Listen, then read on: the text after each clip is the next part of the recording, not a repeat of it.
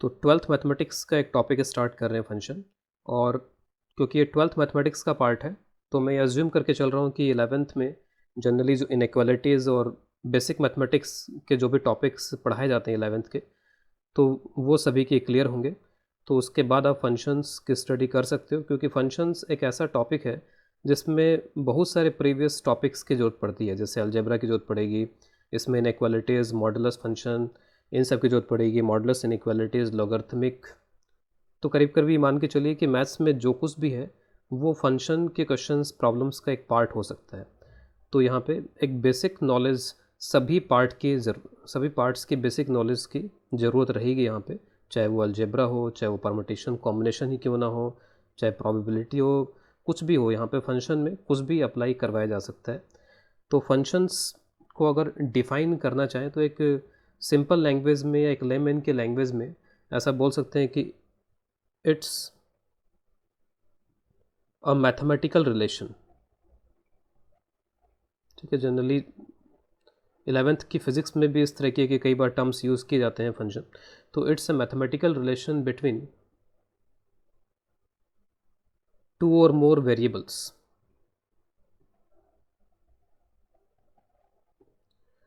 तो बाद में और भी मैथमेटिकल तरीके से इसको हम डिफ़ाइन कर लेंगे, लेकिन जस्ट एक सिंपल लैंग्वेज में अगर बोला जाए तो it is something like this.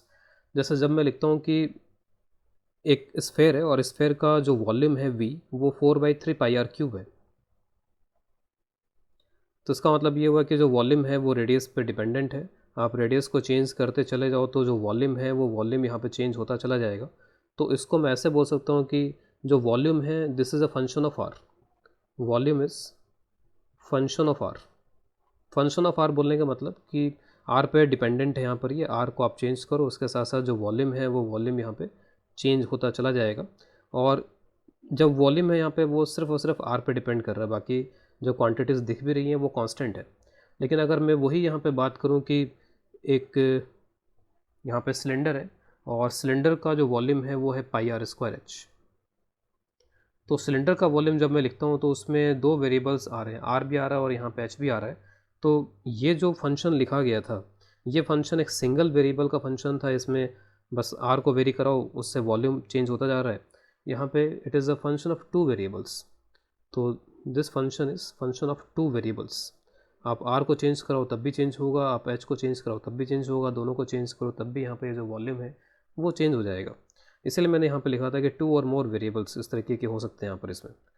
अगर आप क्यूबॉइड का वॉल्यूम ले लो, सपोज ये क्यूबॉइड है, क्यूबॉइड की अगर 3 साइड्स हैं ए, बी और सी, तो जो वॉल्यूम हो जाएगा वो इसका ए, बी, सी के बराबर हो जाएगा यहाँ पे। तो एक तरीके से यहाँ पे 3 वेरिएबल्स का फंक्शन हो गया। It is a function of 3 variables. आप इन 3 वेरिएबल्स को चेंज करो, उसके साथ साथ जो वॉल्यूम है वो वॉल्यूम यहाँ पे चेंज होता जाएगा। तो in this expression volume is function of R, in this expression volume is function of R and H, radius and height, in this expression volume is function of dimension A, dimension B and dimension C यहाँ पर। इसके अलावा 11th के जो physics होते हैं उसमें भी कई बार इस तरीके की टर्मिनोलॉजी यूज़ की जाती है। जैसे कई बार ऐसा बोला जाता है कि velocity is given as a function of time. जैसे एक नॉर्मल सा एग्जांपल ले ली, v is equal to u plus a T.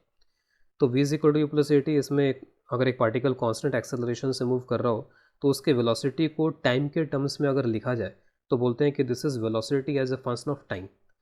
अगर आप velocity as a function of position, displacement ये लिखना चाहो तो कुछ इस तरीके का आता है। तो यहाँ पर जो v है वो v को आपने यहाँ पर एज अ फंक्शन ऑफ ऐसे यहाँ पे डिस्प्लेसमेंट के टर्म्स में लिख दिया। यहाँ पे v को आपने टाइम के टर्म्स में लिख दिया। तो velocity is a function of time in this expression. In this expression velocity is a function of this position और डिस्प्लेसमेंट। तो जनरली 12th में हमें जो कैलकुलस पढ़नी है उसमें फंक्शन जो होते हैं वो सिंगल वेरिएबल फंक्शन होते हैं। उसमें जनरली फंक्शन को y और x के टर्म्स में रिप्रेजेंट किया जाता है और इस तरीके का लिखा जाता है कि y is equal to f x. यानी y जो है वो फंक्शन है यहाँ पर x का। आप x को चेंज करते जाओगे उसके अकॉर्डिंगली y यहाँ पर चेंज होता जाएगा। जैसे इसके कई सारे एग्जांपल हो सकते हैं। y can be equal to x, ये भी एक फंक्शन हो गया। y is equal to x square, ये भी एक फंक्शन या रिलेशन हो गया यहाँ पर y और x के बीच में। तो यहाँ पर ये जो फंक्शन है उस फंक्शन को आप ऐसा बोल सकते हो कि ये कोई एक मशीन है। तो फंक्शन कोई एक मशीन है यहाँ पे, जिसमें आप यहाँ पे एक इनपुट रखते हो और आपको फिर यहाँ पर उससे कुछ आउटपुट मिल जाता है। आप कुछ इनपुट देते हो यहाँ पर इसको, एफ इज सम मशीन, और उससे आपको यहाँ पर एफ एक्स एक आउटपुट मिल जाता है। This is some kind of machine. जैसे मान लीजिए यहाँ पर ये जो फंक्शन या रिलेशन है इनके बीच में, ये एक ऐसी मशीन है जिसमें आप इनपुट अगर, जैसे सपोज ये एक्स स्क्वायर है, अगर F x is equal to x square, तो आप अगर 1 रखते हो यहाँ पे तो आपको यहाँ पे 1 मिल जाएगा। अगर आप इसमें 2 का इनपुट कराते हो तो आपको यहाँ 4 मिल जाएगा। -2 का भी इनपुट कराते हो तब भी यहाँ पर ये 4 मिल जाएगा। तो function is some kind of relation, some kind of machine. आप उसमें कुछ इनपुट देते हो और उस इनपुट के बदले में आपको कुछ यहाँ पर आउटपुट मिल जाता है। जैसे यहाँ पर आप टाइम का इनपुट दो तो टाइम रखोगे तो उस टाइम पे जो वेलोसिटी है वो आ जाएगी। आप इसमें एस की वैल्यू रखो तो उस पर्टिकुलर पोजीशन डिस्प्लेसमेंट पे जो वेलोसिटी है वो आप कैलकुलेट कर सकते हो। आप इसमें रेडियस का इनपुट रखो तो रेडियस से आप पुट करोगे तो आपको v मिल जाएगा। तो it is some kind of machine. और वो मशीन का यहाँ पे रूल कुछ भी हो सकता है। यहाँ पे जो रूल है वो क्या है कि एक्स स्क्वायर करने से आउटपुट मिलेगा। यहाँ पे रूल क्या है, एक्स करने से आउटपुट मिलेगा। यहाँ पे रूल क्या है, 4/3 पाई आर क्यू करने से आपको यहाँ पर आउटपुट मिलेगा। तो फंक्शन रिलेशन है, रूल है, मशीन है, जिसमें देर इज़ सम इनपुट, कुछ इनपुट देते हैं और उससे हमें कुछ आउटपुट मिल जाता है। तो फंक्शन को थोड़ा और मैथमेटिकल टर्म्स में यहाँ पर डिफाइन कर लेते हैं। If A and B are two non empty sets, दो सेट्स हैं यहाँ पे ए और बी जो कि नॉन एम्प्टी हैं, यानी उनमें एलिमेंट्स हैं। एंड इफ़ अ रूल और manner f exist which associates to each element of A a unique element in B, then f is called a function और mapping from A to B. और उसके लिए जो symbol है वो symbol कुछ इस तरीके से यहाँ पे लिखा जाता है, F is a function from A to B, इस तरीके से बोल सकते हैं, F is a mapping from A to B. तो सपोज यहाँ पे दो सेट्स हैं,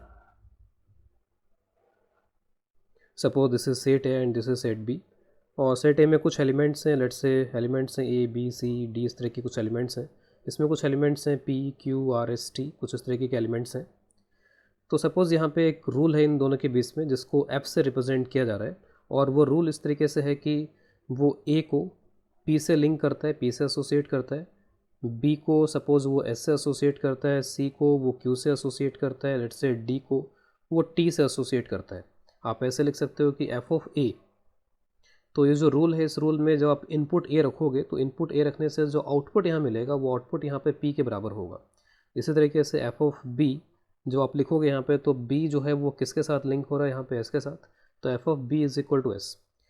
अब ये जो डेफिनेशन है, इस डेफिनेशन में दो इंपॉर्टेंट वर्ड यहाँ पे लिखे गए हैं, और वो वर्ड्स हैं, एक तो यहाँ पे ईच और दूसरा है यहाँ पे यूनिक। क्या मतलब हुआ यहाँ पे इसका, this is a function which associates to each element of A. तो ए के हर एक एलिमेंट को ये फंक्शन एसोसिएट करवाता है, किसके साथ, a unique element in B. B में एक यूनिक एलिमेंट है जिसके साथ में यहाँ पर वो ए को एसोसिएट करवाता है। तो ये दो वर्ड्स हैं, ये बड़े इंपॉर्टेंट हैं। अब इसको अगर थोड़ा और डिटेल में समझने की कोशिश करें तो इनका मीनिंग क्या निकला, इसका मीनिंग यहाँ पे निकला कि ईच एलिमेंट ऑफ ए में जितने भी एलिमेंट्स हैं सबके पास में एसोसिएशन होना चाहिए। ऐसा नहीं हो सकता है कि कोई एलिमेंट छूट जाए। तो अगर कोई एलिमेंट यहाँ पर अगर ए का छूट जाता है, जिसको कोई यहाँ पर इमेज नहीं मिलती है इसमें, या फिर उसका एसोसिएशन किसी के साथ में नहीं होता है, तो फिर वो फंक्शन के डेफिनेशन से बाहर हो जाएगा, फिर उसको आप फंक्शन नहीं बोलोगे। और यूनिक भी होना चाहिए। ऐसा नहीं है कि ए को आप पी के साथ भी एसोसिएट कर रहे हो और ए को यहाँ पर आर के साथ भी एसोसिएट कर रहे हो, तो ए को एक यूनिक एलिमेंट यहाँ पर मिलना चाहिए। मैं कुछ और यहाँ पर डायग्राम्स बना रहा हूँ जिससे इस जो स्टेटमेंट है उस स्टेटमेंट की क्लैरिटी हो जाएगी। सपोज़ यहाँ पे जो सेट्स ए एंड बी मैं ड्रॉ कर रहा हूँ, तो दिस इज सेट ए और बी।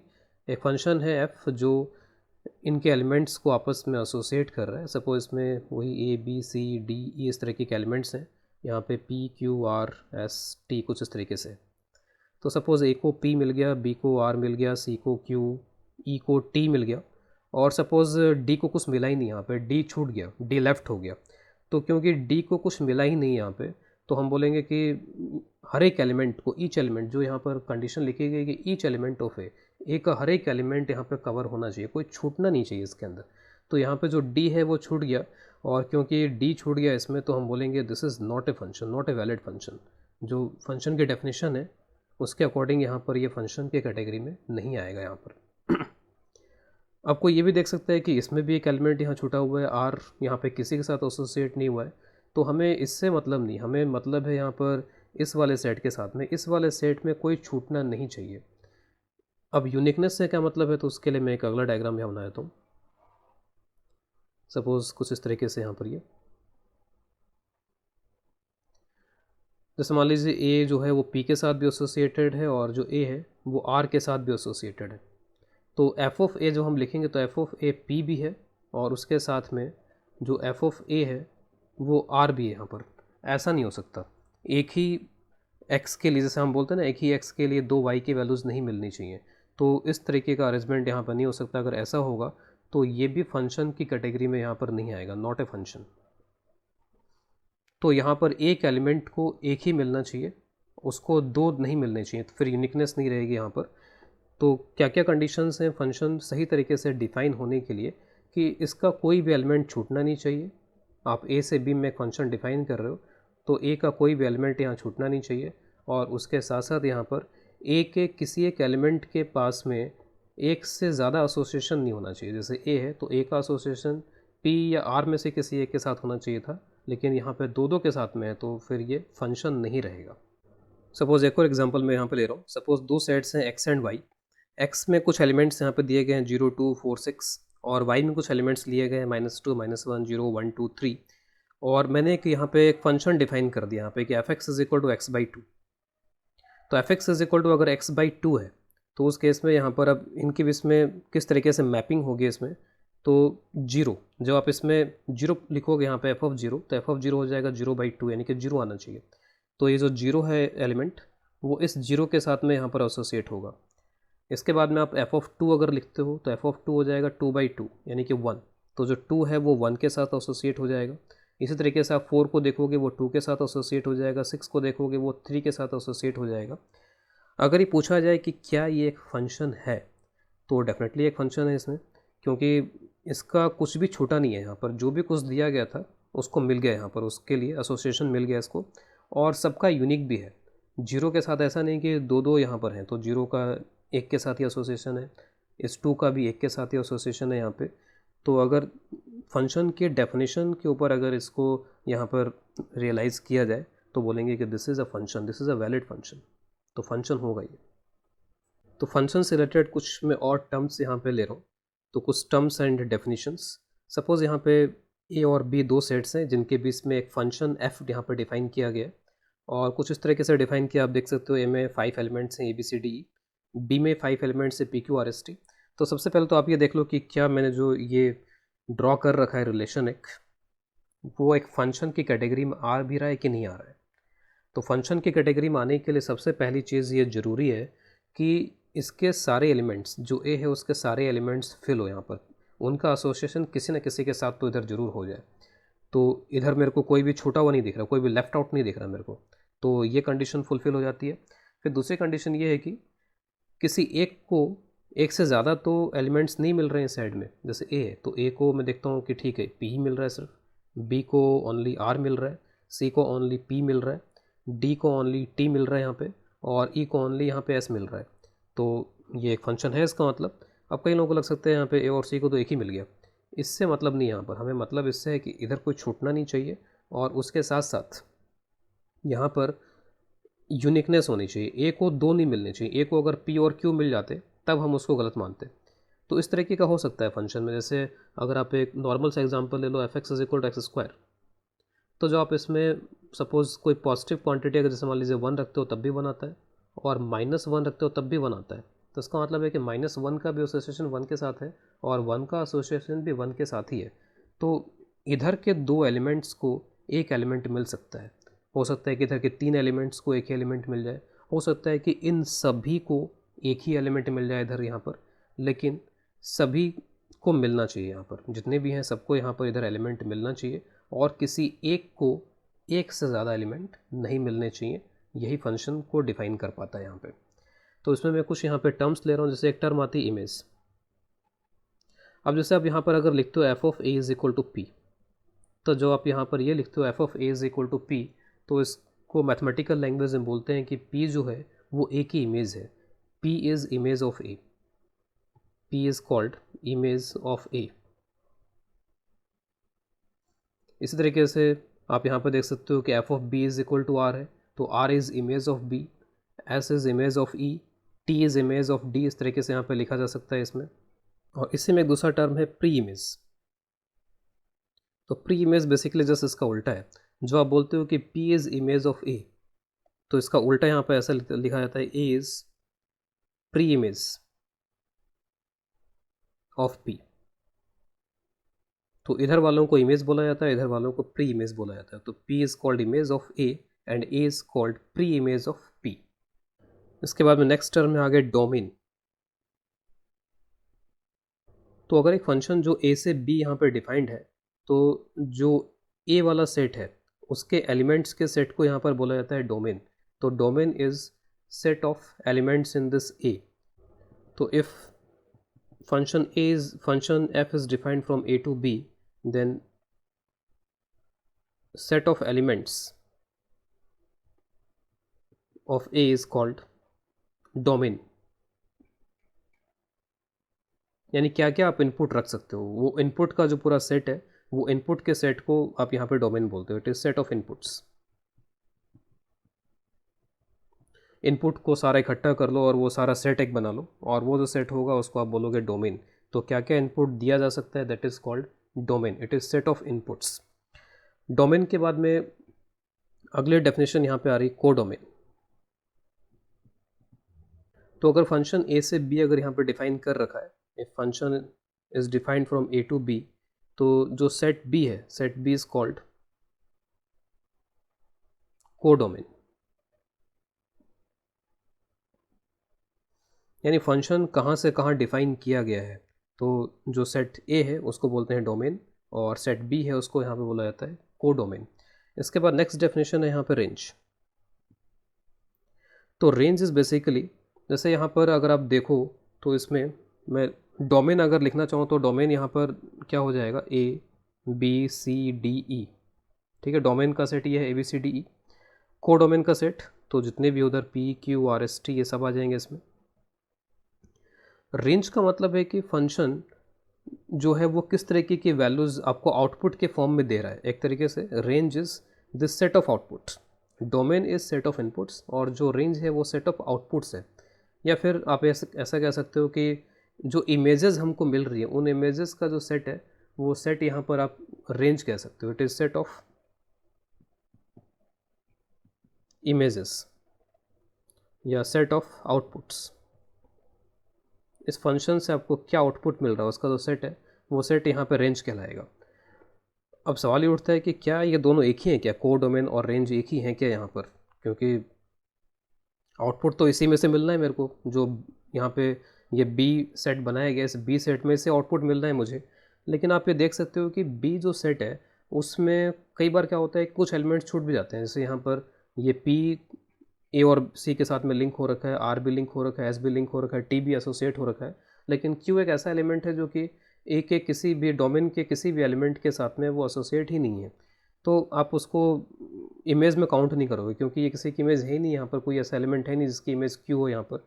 तो जो रेंज है वो रेंज अगर मैं इसके अकॉर्डिंग लिखूँ, ये जो यहाँ पर डायग्राम बना रखा है, तो रेंज में हमारे जो एलिमेंट्स काउंट होंगे वो एलिमेंट यहाँ पर हो जाएंगे P R S and T. तो जो रेंज है वो कोडोमेन का ही एक पार्ट होगा यहाँ पे। या कई बार आप ये भी याद रखो स्टेटमेंट कि range is subset of codomain. जो आपका कोडोमेन है उसी में से रेंज निकल करके आएगा। तो रेंज, अगर मैं इसको आर से रिप्रेजेंट करूँ रेंज को, तो सबसेट का ये सिंबल होता है, और कोडोमेन को मैं बी से वहाँ पर रिप्रेजेंट कर रहा हूँ। तो range is subset of codomain. तो अब तक हमने देख लिया कि फंक्शन को किस तरीके से डिफ़ाइन किया जाता है, और एक रिलेशन के फंक्शन होने के लिए क्या क्या रिक्वायरमेंट होनी चाहिए। डोमेन क्या होता है, कोडोमेन क्या होता है, रेंज क्या होता है, इमेज प्री इमेजेस यहाँ पर किसको बोलते हैं। तो जो सेट ए होता है वो हो गया डोमेन, जहाँ से फंक्शन को डिफ़ाइन करते हैं, और कहाँ से कहाँ डिफ़ाइन कर रहे हैं, ए से बी में।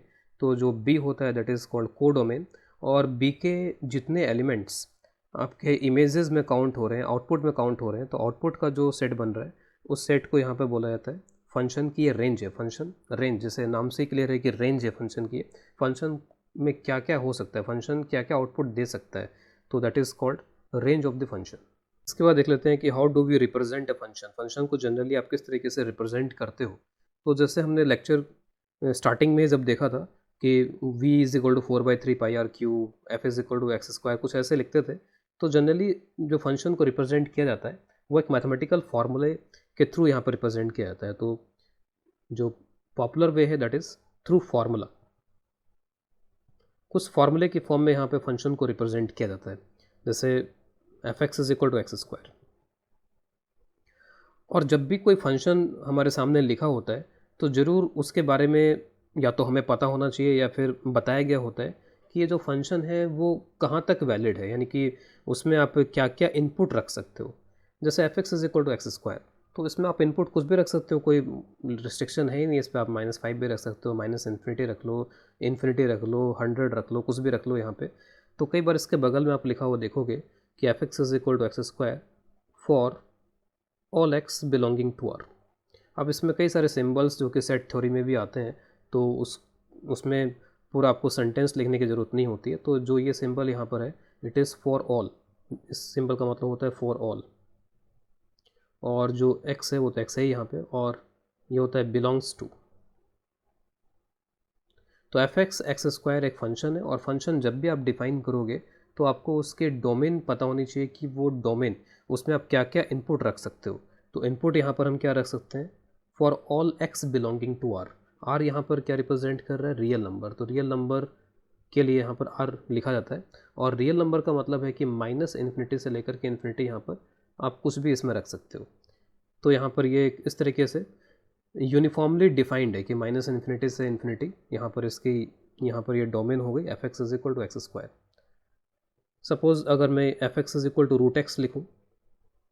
अब जैसे मैंने कहा था कि इस चैप्टर में हमें अलजेब्रा और ये सब जो भी हैं, जो भी हमारी 11th की मैथमेटिक्स है, जो भी बेसिक्स हैं, उन बेसिक्स के बारे में हमें आना चाहिए, इनइक्वालिटीज़ वगैरह ये सब चीज़ें आनी चाहिए।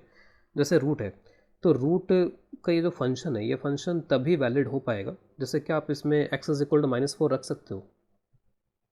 अगर मैं एक्स इज इक्वल टू -4 रखूँगा तो ये -4 हो जाएगा। और आपको ही कहेगा कि ये तो कॉम्प्लेक्स नंबर हो जाएगा। कॉम्प्लेक्स नंबर चलता है, यहाँ पर हम पढ़ते हैं कॉम्प्लेक्स नंबर, लेकिन जो फंक्शंस हम पढ़ रहे हैं यहाँ पे वो फंक्शंस रियल वैल्यूड फंक्शंस हैं। तो हम रियल फंक्शंस की बात करेंगे, वो कॉम्प्लेक्स फंक्शंस और उनमें हम नहीं जाएंगे। तो अगर हम यहाँ पर x को नेगेटिव में ले जाएंगे तो फिर ये कॉम्प्लेक्स नंबर इमेजनरी उसमें चला जाएगा। तो हम सिर्फ रियल की ही बात करेंगे यहाँ पे। तो जब आप इसकी डोमेन डिफाइन करोगे, तो जैसे इसकी जो डोमेन थी वो बिल्कुल कोई भी नंबर इसमें रख दो, कोई दिक्कत नहीं, कोई भी रियल नंबर रख दो, लेकिन इसको प्रॉब्लम क्रिएट हो जाएगी अगर आप नेगेटिव नंबर यहाँ पर रखते हो। तो बाद में हम डोमेन्स के कई सारे क्वेश्चंस भी करेंगे डिफरेंट डिफरेंट फंक्शन के लिए कि डोमेन कैसे निकालते हैं, लेकिन ये बहुत ही बेसिक फंक्शंस हैं जो हमें वैसे ही पता चल जानी चाहिए। तो ये जो फंक्शन है उसको आप ऐसा डिफाइन कर लो, for all x belongs to. तो x जो है वो यहाँ पर किसको बिलोंग करेगा, तो 0 से लेकर के इन्फिनिटी। या फिर इसके आप इस तरीके से भी लिख सकते हो कि x जो होना चाहिए वो ग्रेटर देन और इक्वल टू 0 होना चाहिए। 0 इक्वल होने से कोई दिक्कत नहीं है इसको, लेकिन 0 से 0 या 0 से बड़ा, 0 से छोटा यानी कि नेगेटिव नहीं होना चाहिए। तो इस तरीके से यहाँ पे कई बार डोमेन आपको लिखी हुई मिलेगी, या फिर आपसे एक्सपेक्ट किया जाएगा कि आप उसके डोमेन कैलकुलेट कर लो। कई बार तो इस तरीके के फॉर्मूले लिखे होंगे, लेकिन कई बार फॉर्मूले बड़े अजीब से लिखे होते हैं। F x is equal to, उसमें कुछ 2-3 फार्मूले बना देते हैं, कुछ इस तरीके से लिख देते हैं कि F x is equal to X for 1 2 3, F x is equal to X plus 5 for 3 2 7, ऐसा कुछ लिख दिया यहाँ पर। जस्ट मैंने एक एग्जाम्पल दे दिया। अब ये जो फंक्शन है, इस फंक्शन का फॉर्मूला यहाँ चेंज हो रहा है, और उन्होंने पहले से यहाँ पर एक डोमेन भी डिफाइन करके दे दी कि आपको ये वाला रूल, यानी कि फंक्शन क्या है, बेसिकली रूल है, आपको ये वाला रूल ये वाला रूल मानना होगा फॉर 1 2 3, यानी कि 1 से 3 डोमेन जो है आपका 1 से 3 हो गया। 1 से 3 डोमेन में आपको इस रूल के साथ में चलना है। 3 से 7 के जो डोमेन है उसमें आपको इस रूल को अप्लाई करना है। अगर आप इस रूल को फिर आप मान के चलते हो, और आपसे अगर क्वेश्चन पूछ लिया जाए कि what is F of 4, what is F of 4, तो अब देखोगे कि जो 4 है हमारा वो डोमेन में है कहाँ पर, क्या वो इस डोमेन वाले में है, क्या वो तो नहीं है, क्या वो इस डोमेन के अंदर आ रहा है, तो यस है। तो हम इस रूल को अप्लाई करेंगे और आंसर कर देंगे कि 4 + 5 9 है जी। ये तो ऐसा नहीं कि अच्छा F x is equal to तो एक्स भी है यहाँ पर और एक्स 4 पुट कर दिया और आंसर 4 कर दिया, तो वो गलत हो जाएगा। अब हमसे अगर पूछा जाए कि व्हाट इज़ एफ ऑफ 2, तो फिर ठीक है, फिर हम यहाँ पर इस रूल का यूज़ करेंगे क्योंकि 2 जो है वो हमारे इस डोमेन में आता है, तो एफ ऑफ 2 इज इक्वल 2 हो जाएगा। लेकिन अगर हमसे ये कोई पूछ ले कि एफ ऑफ 0 बताओ कितना होगा, तो इसमें हमें अपना कुछ अलग सा माइंड यूज़ नहीं करना है। हम ये देखेंगे सिर्फ कि क्या ये हमारे डोमेन में आता है कि नहीं आता जीरो। तो आप देखोगे कि जीरो के लिए हमने कोई फंक्शन डिफ़ाइन ही नहीं कर रखा है। अगर हमने फंक्शन डिफ़ाइन ही नहीं कर रखा तो फिर हम उसकी वैल्यू कैसे बता सकते हैं? We can not tell the value of f of zero. तो it is out of domain. जो जीरो है यहाँ पे, zero is out of domain है यहाँ पर। तो मैं ये बात कर रहा था कि फंक्शंस किस तरीके से हमें दिए जाते हैं, कैसे रिप्रेजेंट किए जाते हैं, कैसे कम्युनिकेट किए जाते हैं हमको फंक्शंस। तो वो कम्युनिकेशन हमसे बस इस तरह से लिख दिया जाएगा। तो इस तरीके से लिख करके हमें बता दिया जाएगा कि ये फंक्शन है और उस फंक्शन को हम इस तरीके से डिफ़ाइन कर रहे हैं। अब जैसे अगर आप simply F x is equal to X की बात करो, तो इसको तो किसी भी वैल्यू से कोई प्रॉब्लम नहीं, इसमें जीरो पुट कर दो तब भी कोई प्रॉब्लम नहीं है, माइनस इन्फिनिटी पे माइनस इन्फिनिटी हो जाएगा, प्लस इन्फिनिटी पे प्लस इन्फिनिटी हो जाएगा। तो वैसे इसको कोई प्रॉब्लम नहीं है, लेकिन हमने क्या कर दिया, इसके डोमेन को रिस्ट्रिक्ट कर दिया। जैसे यहाँ पर F x is equal to x square, अगर कोई आपसे इसके डोमेन पूछे तो आप बोलोगे कि इसको माइनस इन्फिनिटी से इन्फिनिटी कोई भी वैल्यू दी जा सकती है, कोई भी इनपुट इसमें रखा जा सकता है, इसको प्रॉब्लम नहीं होगी। F x is equal to root X, इसको अगर कुछ इस तरीके का इनपुट दिया जाए तो इसको कहीं कोई प्रॉब्लम नहीं होगी। प्रॉब्लम नहीं होने का मतलब ये फंक्शन मैथमेटिकली डिफाइन हो पाएगा, रियल वैल्यू दे पाएगा। F x is equal to X, अगर कुछ बगल में लिखा हुआ नहीं है तो हम बोलेंगे कि माइनस इन्फिनिटी से इन्फिनिटी इसमें कुछ भी पुट कर दो, कोई दिक्कत नहीं है, कुछ ना कुछ तो वैल्यू देगा ही यहाँ पर ये। लेकिन अब यहाँ पर ये जो सिस्टम है जहाँ पर ऐसा बोल दिया जाता है कि नहीं 1 से 3 है, 3 से 7 ही है, तो इस तरीके के डोमेन्स को आप बोलोगे कि हमने एक फंक्शन लिया और उस फंक्शन या एक हमने कुछ भी यहाँ पर एक रियल वैल्यूड फंक्शन लिया और उसके डोमेन को रिस्ट्रिक्ट कर दिया, it is called restricted domain. और यहाँ पर हम जब ये खुद से डोमेन कैलकुलेट कर करके बता रहे हैं कि नहीं ये पूरा ये वैल्यू हो जाएगी, पूरी x ग्रेटर देन 0 सारी वैल्यूज़ हो जाएंगी, तो इस तरीके के डोमेन को वी कॉल नेचुरल डोमेन।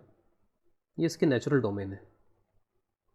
इसी तरीके से अगर F x is equal to X है, तो अगर सिर्फ इतना ही है और हमसे पूछा जा रहा है कि बताओ इसकी डोमेन क्या हो सकती है, यानी कि इसमें क्या इनपुट आप दे सकते हो, तो इनपुट तो माइनस इन्फिनिटी से इन्फिनिटी कुछ भी दिया जा सकता है इसके अंदर।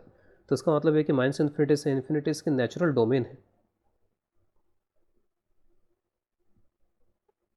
तो जब भी हमें कोई फंक्शन दे करके हमसे अगर डोमेन पूछा जाता है, तो जनरली एक तरीके से हमसे नेचुरल डोमेन ही पूछा जाता है उसका कि what is the natural domain. ठीक है, तो जैसे जैसे हम आगे बढ़ेंगे डोमेन के कुछ और क्वेश्चंस वगैरह करेंगे तो हमें इसका आइडिया लग जाएगा। तो जस्ट मुझे यहाँ पर कन्वे करना था कि how to represent a function. तो फंक्शन को आप कैसे रिप्रेजेंट करते हो, तो ये तरीके हैं फंक्शन को रिप्रेजेंट करने के। ये जो दो तरीके यहाँ पर हैं, इसमें फंक्शन यूनिफॉर्मली डिफाइंड है। जस्ट ये टर्मिनोलॉजीज़ हैं, इसका क्वेश्चंस में कोई खास इतना कोई यूज़ होते नहीं है, लेकिन फिर भी हमें जस्ट पता होना चाहिए। यूनिफॉर्मली डिफाइंड है यहाँ पर ये। और यहाँ पर क्या है कि किसी रेंज में कोई और फंक्शन है, किसी रेंज में कोई और रिलेशन फंक्शन है यहाँ पर, तो इसको हम बोल देते हैं कि it is non uniformly defined.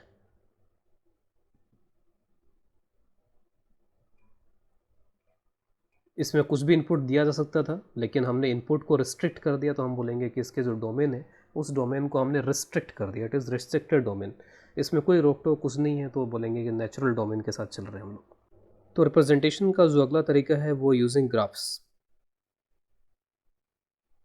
बहुत बार इतना जो हम लिख लिख के बता रहे हैं यहाँ पर, बस वो एक ग्राफ प्लॉट कर देंगे और ग्राफ प्लॉट करके भी आप बता सकते हो कि यहाँ पर कि हाँ ये फंक्शन है। तो जैसे F x is equal to x square ही है, तो मैं एक्सपेक्ट करूँगा कि ये ग्राफ आने भी चाहिए, एटलीस्ट इतने सिंपल जो ग्राफ्स हैं। तो F x is equal to x square आप इस तरीके से प्लॉट कर सकते हो और आप देखोगे इसमें कि ये एक्स एक्सिस पे ये इधर तक कहीं पे भी जा सकता है, इधर तक कितनी भी दूर जा सकता है। यानी एक्स एक्सिस पे इधर कहीं तक भी जाने का मतलब है कि माइनस इन्फिनिटी तक जा सकता है, उधर प्लस इन्फिनिटी तक यहाँ पर ये जा सकता है इसमें। F x is equal to root X का ग्राफ अगर आपको चाहिए, तो ये सभी ग्राफ, ये रूट एक्स का ग्राफ हो जाता है कुछ इस तरीके का। फिर इस तरीके से जो नॉन यूनिफॉर्मली डिफाइंड है, तो नॉन यूनिफॉर्मली डिफाइंड में आप देखोगे कि फंक्शन चेंज हो जाता है, x से x+5 हो गया, बहुत डिफरेंट तरीके से आएंगे इस तरह के क्वेश्चंस, वहाँ फंक्शन चेंज हो रहे होंगे। तो 1 से 3 में आपको x सेलेक्ट करना है, तो आपको 1 से 3 में आपने ऐसे बना दिया। तो आपने y इज इक्वल टू ऐसा ग्राफ बनाया, लेकिन कहाँ से कहाँ तक बनाया, जस्ट 1 से 3। 1 पे आपको कितनी वैल्यू मिल जाएगी 1, 3 पे आपको कितनी वैल्यू मिल जाएगी 3। लेकिन 3 के बाद में आपको अब एक डिफरेंट फंक्शन बनाना है, x+5 करना है। ये जो x+5 है, तो ये भी एक स्ट्रेट लाइन ही है, तो स्ट्रेट लाइन का तो फंक्शन ग्राफ बन जाना चाहिए आसानी से। तो x+5, अब x+5 और करीब करीब कहाँ से स्टार्ट करना है, जस्ट 3 के बाद, तो करीब करीब 8 के बाद से स्टार्ट हो जाएगा फिर ये। तो आप यहाँ पर इसको यहाँ तक पहुँचा दो, और दिख रहा है कि इसका स्लोप भी 1 है, इसका स्लोप भी 1 है, तो पैरेलल जैसा बन जाएगा। वैसे इसमें हमारा इंटरेस्ट नहीं है कि ग्राफ, जस्ट केवल मैं बना के यहाँ पर दिखा रहा हूँ कि ग्राफ से भी यहाँ पर हमें इंफॉर्मेशन फंक्शन के बारे में दी जा सकती है। तो दिस इज़ 8, और कहाँ तक ले जाएंगे इसको हम यहाँ पर 7, तो 7+5 इज़ 12, तो करीब 12 तक चले जाएंगे। अब इसमें जैसे यहाँ पर इनइक्वलिटी, यहाँ पे इक्वलिटी लगी हुई है, मुझसे अगर कोई एग्जैक्टली पूछे कि व्हाट इज़ f(3), तो एग्जैक्टली f(3) का आंसर फिर मैं यहाँ से कर पाऊँगा, क्योंकि इक्वलिटी यहाँ पे लगी हुई है। लेकिन इक्वलिटी यहाँ पे नहीं लगी हुई, तो इसका मतलब f(3) का आंसर यहाँ से नहीं आएगा। तो ग्राफ बाद में हम देखेंगे, ग्राफ वगैरह कुछ प्लॉट करना, तो यहाँ पे कई बार हम ऐसा डॉट लगा देते हैं कि आपको जो 3 की वैल्यू है वो यहाँ से रीड करनी है। कई बार यहाँ पर इसको थोड़ा डार्क भी कर दिया जाता है, डार्क सर्किल, और इसको एक इस तरीके का वाइट सर्किल बना के छोड़ दिया जाता है। इसके बाद में 7, अगर मुझसे पूछा जाए कि what is the value of f(7), तो क्या 7 हमारे डोमेन में है क्या, तो मैंने इक्वलिटी नहीं लगाई यहाँ पर, तो 7 हमारे डोमेन से बाहर है, 7 की वैल्यू हम नहीं बता पाएंगे। ग्राफ लेकिन हम प्लॉट करते हैं, तो अब ग्राफ तो 7 तक चला जाता है, तो वहाँ पर हम इस तरीके का बना सकते हैं जो हमें बता देगा कि 7 जो है वो यहाँ पर उसके वैल्यू को आप यहाँ से रीड नहीं कर सकते। अब इसमें कई बार इस तरह की सिचुएशंस आती हैं क्वेश्चंस में, जहाँ पे ये आइडेंटिफाई करने के लिए बोला जाता है कि जो भी गिवन रिलेशन है वो एक फंक्शन है या यहाँ पे नहीं है। तो फंक्शन है या यहाँ पे नहीं है, उसके लिए हमें यहाँ पर ये देखना होगा कि क्या x की एक सिंगल वैल्यू के लिए y की एक ही वैल्यू मिल रही कि नहीं मिल रही है। क्योंकि हमने पहले देखा हुआ है कि x की एक सिंगल वैल्यू को, जो इधर की तरफ जो होता है डोमेन, तो डोमेन की एक सिंगल वैल्यू को, जो इनपुट होता है, इनपुट की एक सिंगल वैल्यू को एक ही आउटपुट मिलना चाहिए। एक इनपुट को एक से ज़्यादा आउटपुट नहीं मिल सकते हैं। अगर एक से ज़्यादा आउटपुट मिल जाते हैं तो उस केस में फिर वो फंक्शन नहीं रहेगा। तो y is equal to X, इसको आप एक ग्राफ से भी यहाँ पर देख सकते हो। जैसे y is equal to X का अगर मैं ग्राफ यहाँ पर ड्रॉ करूँ, तो ये ग्राफ इस तरीके से आएगा, और आप इसमें देख सकते हो कि हर एक x की अलग अलग वैल्यू आएगी। x इज़ इक्वल टू 1 पे y 1 आ गया, ऐसा नहीं होगा कि y इज़ इक्वल टू 1 किसी और x पे भी हो जाए।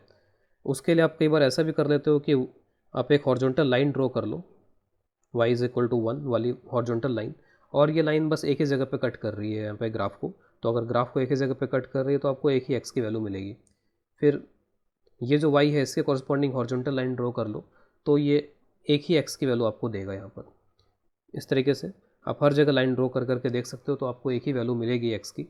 तो अगर एक ही वैल्यू मिले एक वैल्यू ऑफ y के लिए, तो यहाँ पर वो एक फंक्शन की कैटेगरी में आ जाएगा। Y square is equal to x square, आप कुछ वैल्यूज़ लेकर के भी यहाँ पर देख सकते हो। जैसे मान लीजिए कि आप x इज इक्वल टू 1 ले लो। अगर आपने x इज इक्वल टू 1 ले लिया, तो इसका मतलब X square is equal to 1 हो गया, यानी कि Y square is equal to 1 हो गया। अगर Y square is equal to 1 हो गया, तो अब y यहाँ पर क्या क्या वैल्यू ले सकता है। तो जब भी इस तरीके का आता है तो y इज इक्वल टू क्या हो जाएगा, +-1 हो जाएगा। अगर Y square is equal to 4 होता तो y इज इक्वल टू +-2 हो जाता। तो आपने इनपुट दिया 1, लेकिन दो आउटपुट पॉसिबल हैं, एक y +1 भी हो सकता है और एक y यहाँ पर -1 भी हो सकता है। तो यहाँ पर फिर ये एक फंक्शन की कैटेगरी में नहीं आएगा। और अगर आप ऐसा ग्राफ बनाना चाहो, तो ग्राफ बनाने के लिए आप देख सकते हो कि y जो है एक तरीके से +-x के बराबर हो जाएगा यहाँ पे, और y अगर +-x के बराबर होगा तो इसका जो ग्राफ है वो +x भी होगा और उसके साथ साथ -x भी हो जाएगा। y is equal to +x and y is equal to -x। और इसमें अगर आप देखो तो एक हॉरिजॉन्टल लाइन अगर आप यहाँ पे ऐसे ड्रॉ करते हो, तो हॉरिजॉन्टल लाइन अगर यहाँ पे आपने ऐसे ड्रॉ किया, तो y इज़ इक्वल टू 1, यहाँ पे आप x इज़ इक्वल टू -1 भी रख सकते थे।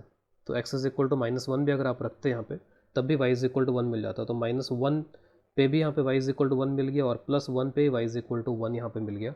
या फिर x की एक ही वैल्यू के लिए वाई की आपको दो वैल्यू मिल रही है। अगर आप 1 पे एक वर्टिकल लाइन ड्रॉ कर लो तो आपको यहाँ पर दो अलग अलग वैल्यूज़ मिल रही है वाई की, दो वैल्यूज़ की पॉसिबिलिटी हो रही है। तो x इज इक्वल टू 1 के लिए वाई की दो वैल्यू मिल जा रही हैं, तो ऐसा तो नहीं होना चाहिए था। तो ये एक फंक्शन की कैटेगरी में नहीं आएगा, ये फंक्शन कैटेगरी में आ जाएगा। Y square is equal to X, तो आप याद करो जो 11th में कोऑर्डिनेट ज्योमेट्री में पैराबोला पढ़ते हैं उसमें भी इक्वेशन इस तरीके की होती है, Y square is equal to 4x। तो ऐसा ग्राफ भी याद रहता है सभी को। तो अगर मैं इस पैराबोला का ग्राफ बनाऊँ, यहाँ पे 4a जो है वो 1 के बराबर हो गया है, तो इस पैराबोला का ग्राफ कुछ इस तरीके का आता है। तो अगर ग्राफ इस तरीके का आता है तो आप खुद देख सकते हो कि x की एक सिंगल ये जो वैल्यू है इसके लिए y के दो वैल्यूज़ पॉसिबल है। अगर y के दो वैल्यूज़ पॉसिबल है तो इसका मतलब ये एक फंक्शन की कैटेगरी में नहीं आएगा। एक सिंपल सी वैल्यू अगर आप यहाँ पर लेके देख लो कि x को अगर मैं 1 लेता हूँ यहाँ पर, तो Y square is equal to 1 हो गया, और y के दो वैल्यूज हो जाएंगे, y is equal to plus minus 1। तो इसका मतलब है कि ये भी एक फंक्शन की कैटेगरी में नहीं आ पाएगा। y is equal to x square, तो y is equal to x square तो खुद ही एक वेल डिफाइंड फंक्शन है, इसमें तो कहीं कोई दिक्कत नहीं होनी चाहिए। तो y is equal to x square, तो डेफिनेटली ये एक फंक्शन है यहाँ पे।